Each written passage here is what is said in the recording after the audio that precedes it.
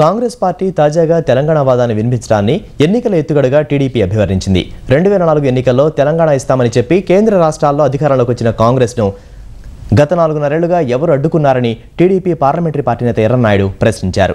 కాంగ్రెస్ పార్టీని, నేతలను ప్రజలు నమ్మే పరిస్థితి లేదని ఆయన హైదరాబాద్లో ధ్వజమెత్తారు. ఎన్నికలకు ముందు ఎత్తుగడలు వేయటం, ఆ తర్వాత వాటిని మర్చిపోవటం కాంగ్రెస్ నేతలకు సర్వసాధారణమని ఎర్రన్నాయుడు దుయ్యబట్టారు. మీరు వేసినటువంటి ప్రణబ్ కమిటీకి కాంగ్రెస్ పార్టీ ఇంతవరకు లేఖ ఎందుకు ఇవ్వలేదు? దీనికి సమాధానం చెప్పండి. మీరు అన్ని పార్టీలు లేఖలు ఇచ్చాయా లేదని ప్రశ్నించే ముందు మీరు ఎందుకు ఇవ్వలేదు? బాధ్యత కాదా?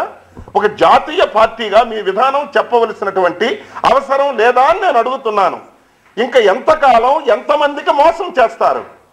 మీరు ఈరోజు చెప్పినా ఏం చేసినా ఎన్నికల ఎత్తుగడ మాత్రమే. మీకు తెలంగాణ ప్రజలు రేపు భూస్థాపితం చేస్తారు.